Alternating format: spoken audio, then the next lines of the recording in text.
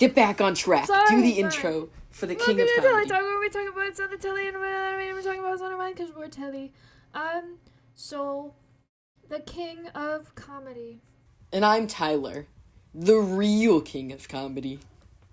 We're the king of comedy. Together, Telly is the new king of comedy. Yeah. Anyway. A show called The King of Comedy? You would Yes. get copyright, actually. Nah. It'd definitely be copyright. What if we just add an S at the end? Kings. The king. We thought of that at the same Kings of time. Comedy. The kings of comedy. That wouldn't be copyright. The Kings of Comedy. Today we're talking about The King of Comedy. The movie came out in 1983, directed by Martin Scorsese. This is one of two Scorsese movies we're watching this year. We watched one last year, Cape Fear. I'm really swinging you over to Scorsese. I watched like a good majority of his movies last year. Did this one also star De Niro? He was the main fucking character, dude. Yeah, I thought so. I wanted to make sure. Why do they always work Robert together? De Niro in this movie? I didn't even see him. I don't know anything about him. Like, I don't know his face, but I thought I remembered him. Like, You didn't recognize him from Cape Fear? He looks No. literally the same, but with a mustache. You're so right, but I'm so face blind, and we watched that months ago.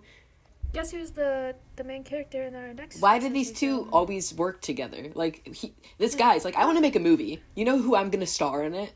My buddy. Every time. He was actually a character in Scorsese's second feature film. Yeah, they just have like trauma bonding now, or what? No, I think Scorsese literally describes him as a muse, and then moves on to like Leonardo DiCaprio. Like him and Leonardo DiCaprio are like Scorsese's muses, pretty much. He's like, I'm gonna write a movie. Let me make up a character that this guy could play, and then write the movie around that. I mean. At least he didn't have his buddy kiss a minor this time. That really weirded me out last time. Ooh, just wait for the other movies. Oh. He's like, I'm writing movies, and I'm gonna have my pal play the main character. And don't worry, buddy, I'm gonna make sure I write it in that you need to kiss a 16-year-old. Like, okay. Listen. It's creepy. It's weird. It is. It is. He didn't write the movie. No, but I just feel in my bones he's behind it. No. Oh shit, my mom's calling me. Answer on the podcast. I can't do that. This is now the Gym Bro podcast starring Tyler, the Gym Bro. Welcome to Gym Talks, where we talk about what's on the gym, and by that we mean what's on our muscles. I'm Jim. Wait, that was funny because Jim, Jim, is a name, but then Jim, Gym, is a gym. Wait, why did that joke line up so perfectly? Save this bit. Put this in blooper reel, please. Bro. Yeah? I got mega tea right now. Oh, please share. Dude, my mom called me. Huh? And she was like, I got that. So we haven't talked in like a week. Something happened this weekend. And I was like, fuck. I was like, oh shit. I was like, oh god damn it. What more could happen to your family? What? Dude, get ready You've for had this. the worst Get ready year. for this. Your Get ready family, for this. everyone's died. What's left? I was scared she was gonna be like, Grandma Your dad died. died. I was gonna be like, Grandma died.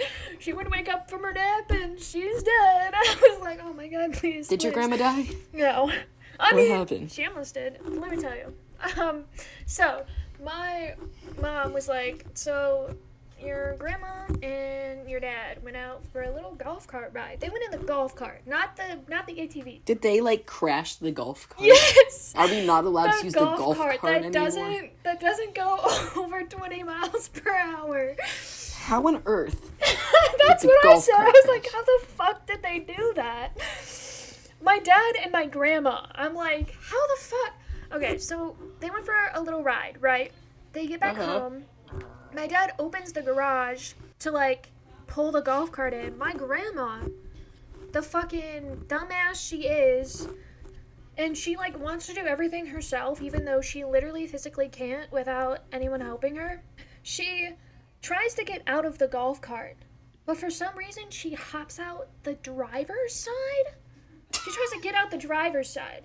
And she's sitting on the passenger. So I don't know why she doesn't just turn and, like, get off the passenger. There's also more room off of the passenger side. Why would she do something that makes sense? Right as she's about to step out, she fucking puts her foot on the gas. And she course.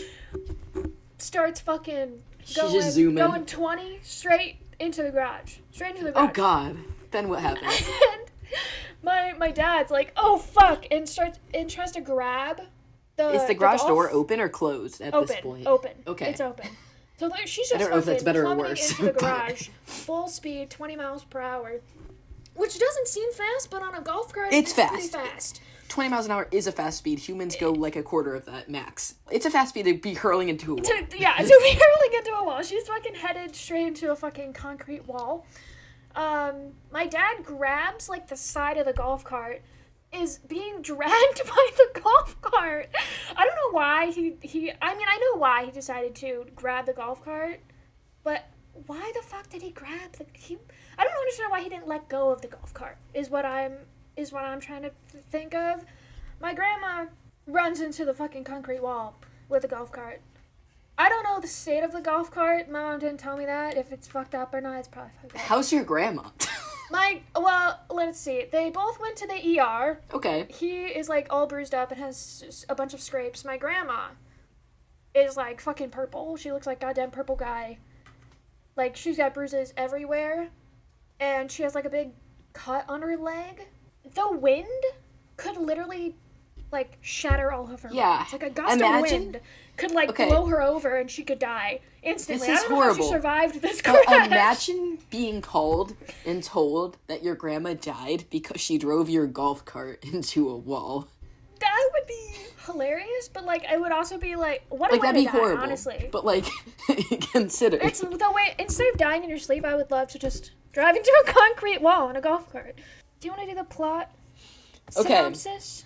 This movie consisted of this guy who really, really wants to be like a famous... Can you say his name? Do you remember his name? No. Dude, I did, oh my god, I can't speak. I did a video essay on this movie. I'm not gonna share it because I'm gonna be truthful right now. I wrote it with ChatGPT. I wrote most of it with ChatGPT. And my professor didn't catch it because we didn't have to turn it into a script, and it was just a video. And so she couldn't run it through, like, an AI analyzer. You little But cheater. I did a video essay on this movie. And the amount of times I had to re-record lines because I couldn't say his fucking name was aggravating. What was his Rupert name? Pupkin. Pupkin, yeah, because it wasn't pumpkin, because that was There like was there was 3 P's in there that fucked me up so bad. Rupert Pupkin. Rupert Pupkin. Which is why he goes by a nickname, the King of Comedy. The King of Comedy. The King. So, there's this famous comedian. What was his name? Jerry Seinfeld. Jerry. I didn't write his last name down. His name is Jerry. Okay, so the character who's a real famous comedian in this movie is named Jerry Langford, and he is played by Jerry Lewis, who in real life was a very famous comedian type of guy. So I believe that he was literally playing himself. Like, that is my interpretation of the movie. Like, Jerry Lewis is playing Jerry Lewis because he was such a big deal in real life, and then played a guy named Jerry, who is a big deal. Anyway, Rupert... Who's that knocking at my door? Who's knocking on your door? That's the... Why won't anyone let us record in peace? Rupert is obsessed with Jerry, and he's like, dude, I'm gonna be the next Jerry. And he's friends with this woman. Parasocial relationship. Like, really, like, he invented parasocial relationships. Like, the song Stan was written about him. Like, I have so many comments about the you time think... If you look parasocial relationship in the dictionary, there's a picture of Rupert Pupkin right there. Yeah, and the example, The King of Comedy, the movie. Literally, that's the first example. Really? No. Oh. I believed you. I don't know why. Really? So he's friends with this woman who's equally obsessed with Jerry, but she's also, like, attracted to him. But let's be real here. So is Rupert. Anyway, I mean... Anyway. Rupert is, like, he's insane. He's completely insane, but also, like, very well composed. And then you don't find this out until the end of the movie.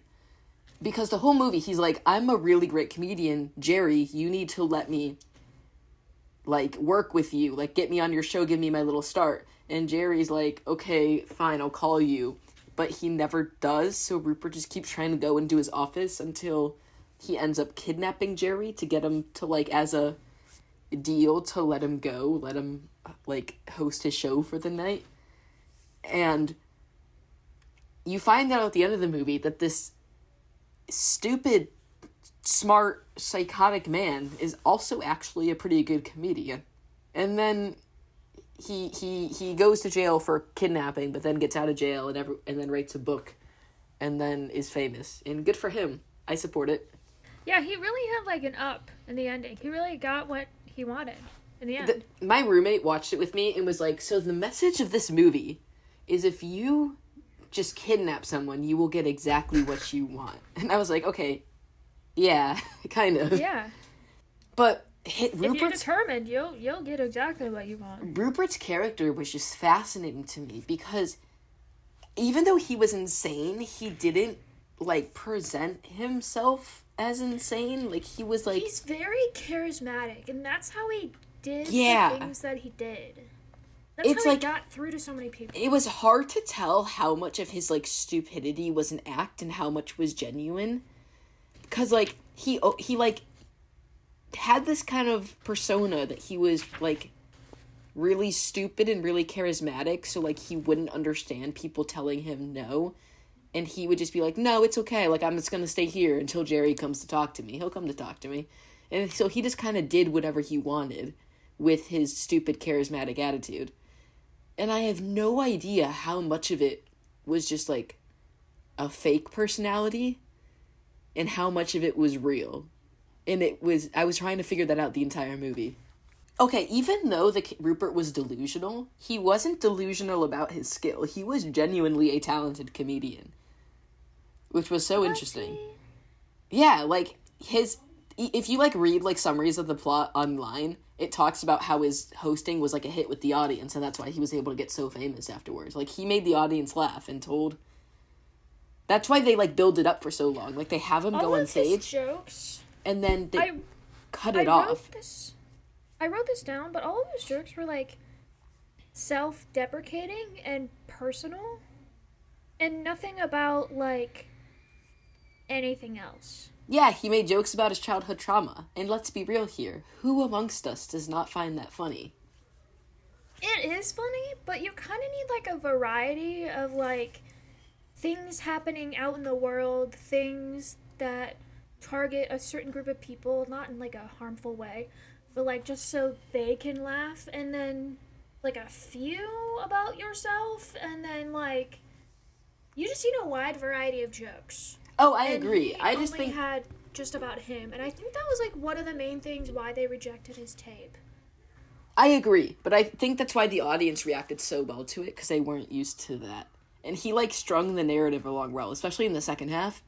And it was, like, that's why they hold you off from actually seeing his skit for so long, because they hint at it multiple times, but they never let you see it till the very end. And then it's like, oh, this delusional man is actually talented? Like, I didn't see that coming. You expect him to suck, and then he doesn't suck. He's actually talented, despite only making jokes about himself. There was, like, that one scene where they were about to play his routine, or, like, he was recording his tape, and he was about to start his jokes, but then they started, like, fading in applause, and it got louder and louder and louder and louder. And that was cool. I like that he had a whole wall of a fake audience to practice talking to. That cracked me up. In the office. That was in Jerry's, like, office building. That, like, wall of that picture. Oh, was it? I thought that was, like, when he was recording in his basement. No. Because it was, like, big and white, and it was, like... Yeah. It was very office building-y. I still love his whole fake setup he has in his room. Oh with, my god, the that's, cardboard like, level 1000 delusional, dude.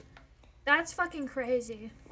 He's so crazy. Dude had cardboard cutouts in his basement of Jerry and this random lady who probably was a guest on the show.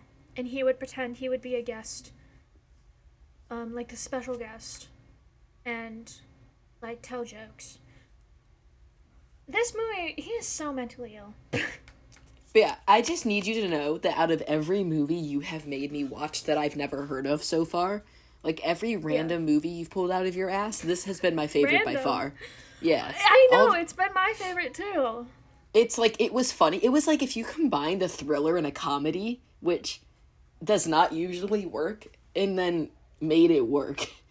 It was incredible. Scorsese, okay, so Scorsese's daughter has a TikTok, and she posts Martin Scorsese all the fucking time. All the time. And someone commented, being like, ask your dad what is the most underrated movie that he thinks should have gotten more light. And he said The King of Comedy was underrated and, like, not for the time that it came out, but it was, if it was, like, he didn't say this, but if it was released today, that shit would go crazy. Like, I feel like conservatives would be like, this is what's happening to our children today. They're fucking delusional and they all want to be famous. And the internet's rotting their brains. This is exactly who they are. Because so many kids today want this. They want to be famous in some way or another. But it's less... Okay. It's less... This isn't about us. It's less... like... crazy... because we have platforms to post on to just act like we're famous. And this guy doesn't have a platform, which is why he kidnapped a guy to give him a platform. Yeah, it's like... It's not weird because we have a platform to post on and people can watch us, and we have, like a 200% higher chance than Rupert ever would have without breaking the law. Well, to be fair, Rupert also could have started at the bottom. Like, everyone kept telling him, just, like, go play in little clubs and then work your way up. He didn't want to work his way up. He wanted to start at the top. Kind of like us. Like, when the woman returned the tape, she was like, go to a club, work at the club for a little while. Once you work on your routine, we'll go check you out. And if he, like, spent, like, 3 years working his routine, working different clubs, and called the people back, he would probably be a guest on the show. But why do that when you can just as easily kidnap a man and negotiate with the FBI to let you go on the show without starting at the bottom? And then when you get out of jail, write a book based off of your iconic last line of the show, and then everybody loves you. But, like, there was a very small chance that it could have gone that way, and he just somehow did it. Good for him. I support this man. I love that he had, like, the movie showed us both, like, his imaginary conversation and, like, what was happening in real life. Like, in his head, he, like, Jerry's like, oh my god, I love your tape, come to my house.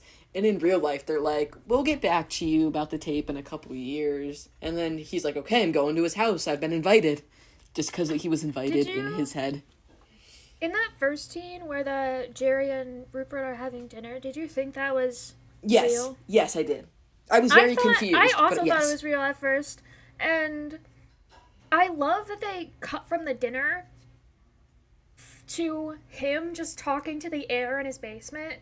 And then his mom was like, who the fuck are you talking to? And, like, he would be like, shut up, Ma, I'm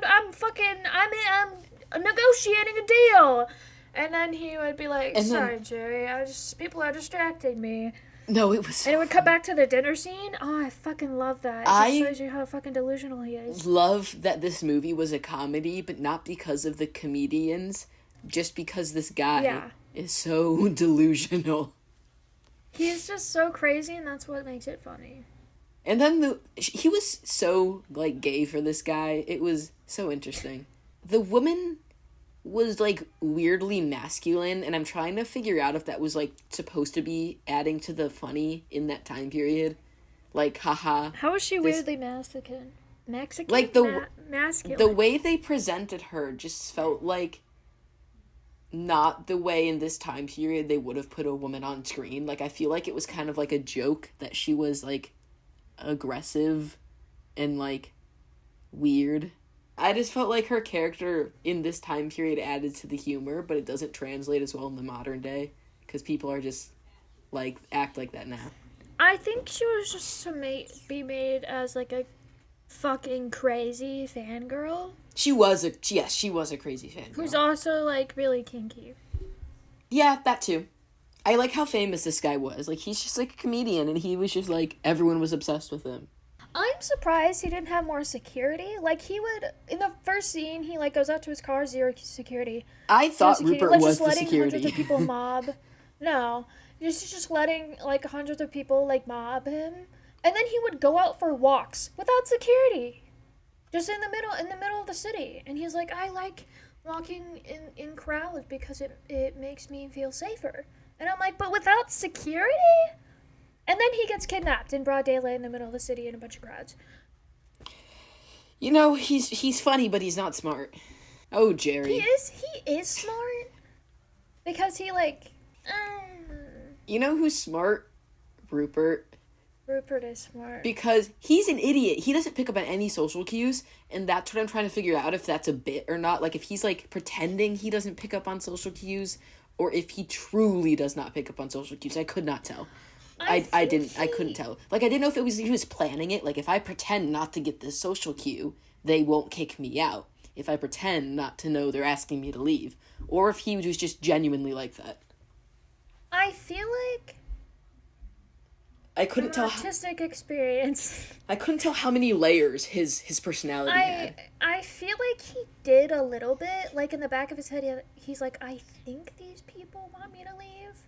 But and he's, like, lying to himself, going to right? Stay here. Yeah, I think he's like, no, they wouldn't want me to leave. like, yeah. I don't think he knows for sure, but in the back of his head, he's like, I think they want me to leave, but I can't leave. I need to stay. Like, I want to stay. I have to stay. Like, they can't make me leave. Like, Jerry needs to see me. He wants to see me. He told me himself that why would they be asking me to leave when like, he wanted a meeting with me? I have to be here. Like, I have to see Jerry. Like, I can't leave. He's gonna be here, and I can't not be here. Even though Rupert is so stupid, he also flawlessly executed, like, a kidnapping and negotiation with authorities to get himself on the show like he wanted. And I'm surprised he did the negotiation so well. Like, I feel like he was so dumb that he just did it perfectly. Yeah. Like, this man's a genius and an idiot, and it was great. He was like, we're gonna cuff you, and we're gonna interrogate you. And he's like, no, I have a show to host. I'm gonna host my show. And they're like, no, we're gonna question you. Where's Jerry? And he's like, but I go on in 5 minutes. I have to get my makeup on. And they're like, oh my fucking God. Fine, go let him fucking host the show. We'll get Jerry after. And then they let him go to the fucking bar to watch the TV. Like, that scene was iconic. That scene was incredible. When he's standing up next to the TV on top of the bar.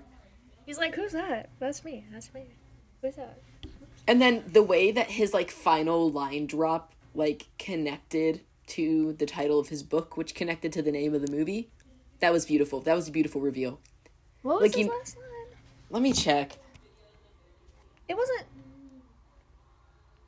Oh, I'd rather be king for a night than a schmuck for a lifetime. That was iconic. That was amazing, and he knew it was amazing, which is why he built on its momentum by writing his book with that title, and it was beautiful. It was incredible. He's a genius. That line, I know when he wrote that line, he was probably like, that is so fun.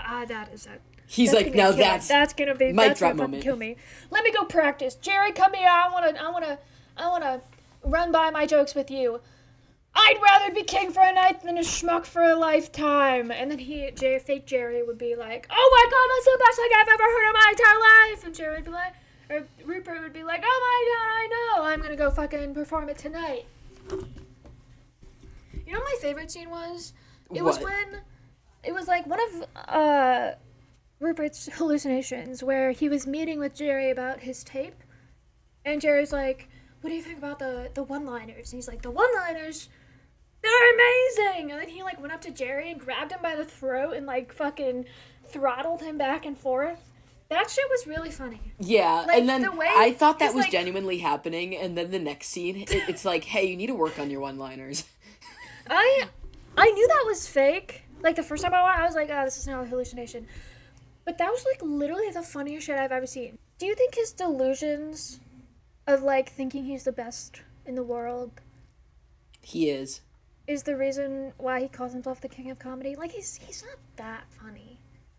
I do think it's why he calls himself the king of comedy, because he thinks he's the funniest in the world. But I also do think he did a very good stand-up routine.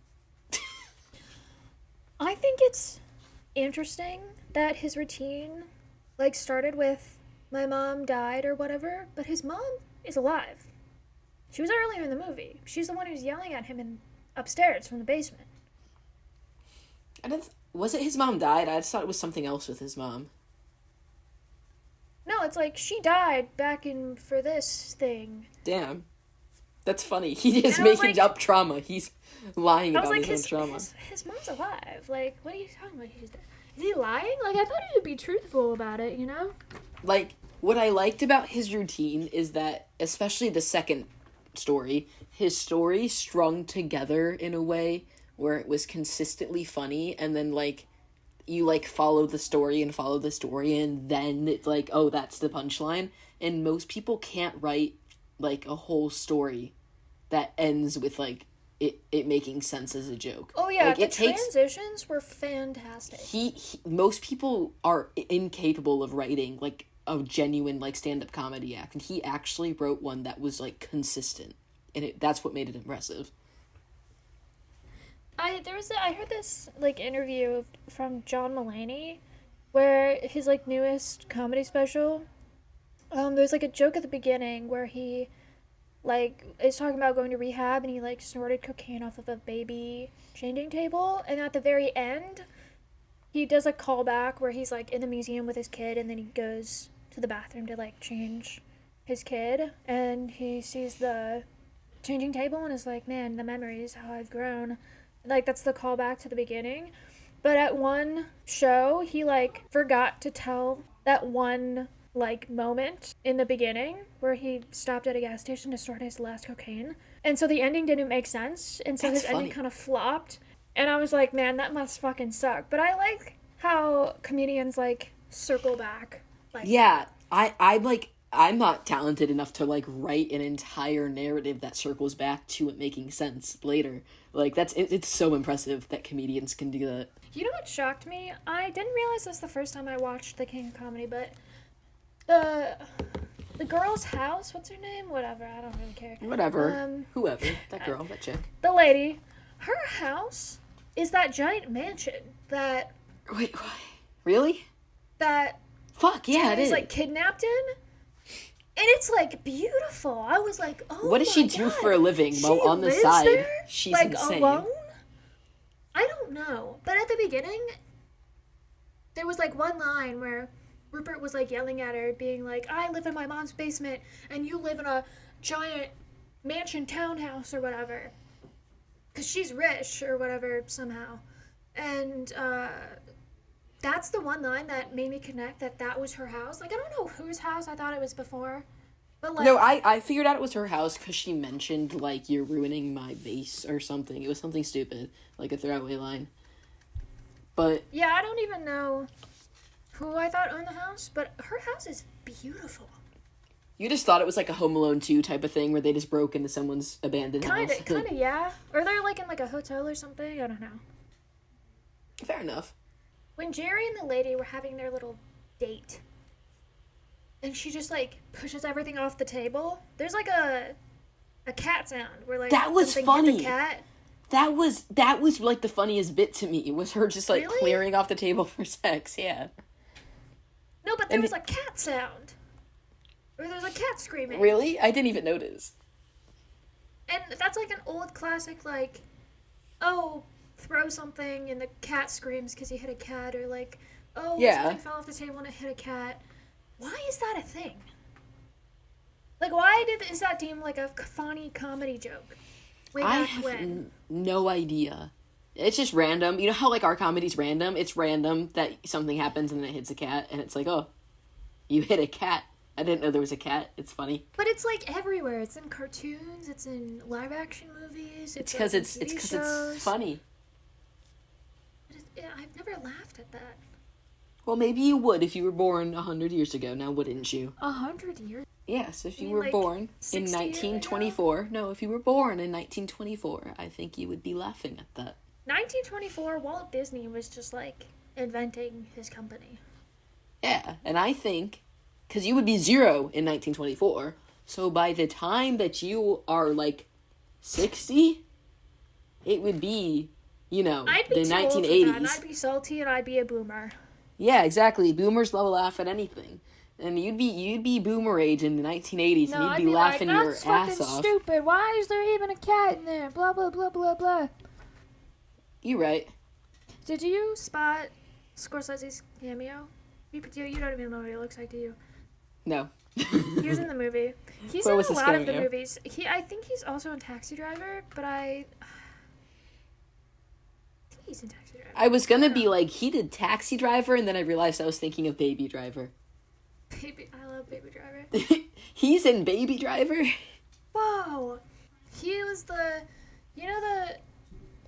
I don't think I remember the scene. He's, like, in the scene right before Rupert goes on stage, and, like, the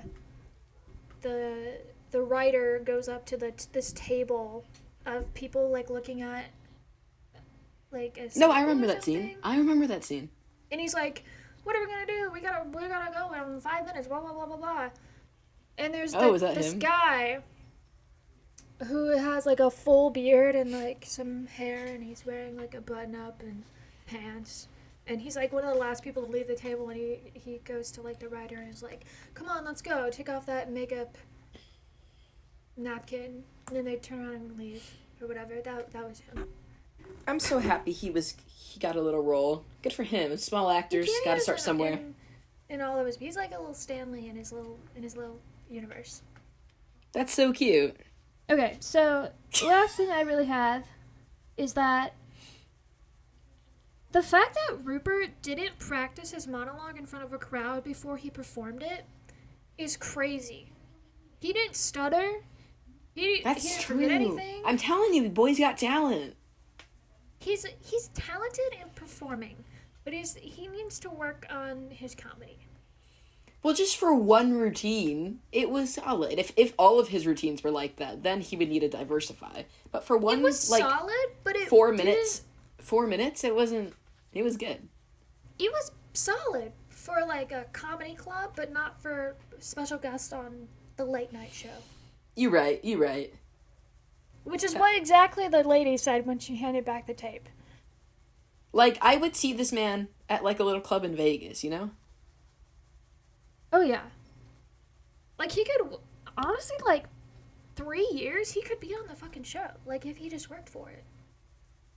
He worked for it, all right. He kidnapped a man successfully. Yeah, everything worked out for him. I mean, the way he did it. Like, he was both stupid and a genius. And he hit all the right. Like, that was impressive performing and kidnapping. Good for him.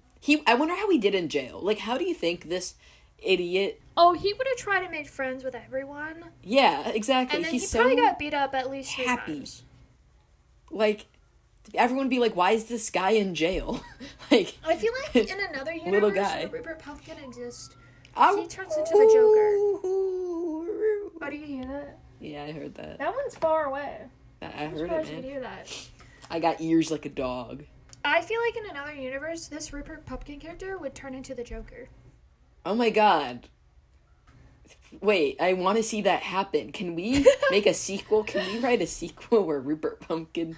Martin Scorsese, we have a proposition for you. We have a pitch. Can you go too, but the partner with DC? The King of Laughs, but it's like a Joker, Rupert Pumpkin mix where the Rupert Pumpkin becomes the Joker. And this is just another version, another universe of the DC Batman Joker. This is a Joker. Like, he goes to jail and then just keeps, like, being delusional and, like, doing performances to himself. He just starts going crazy. And then maybe he tries to escape at one point because he would do that, and he would. He imagined a conversation with the guards where he was. Imagine. Imagine he like delusions a conversation with the guards where they told him he was free to go, so he just starts walking out, and then he gets like tackled. That would no, he would hallucinate that they told him he'd be free, and then he just walks right out the door, like steals a car and leaves, and then everyone's searching for him.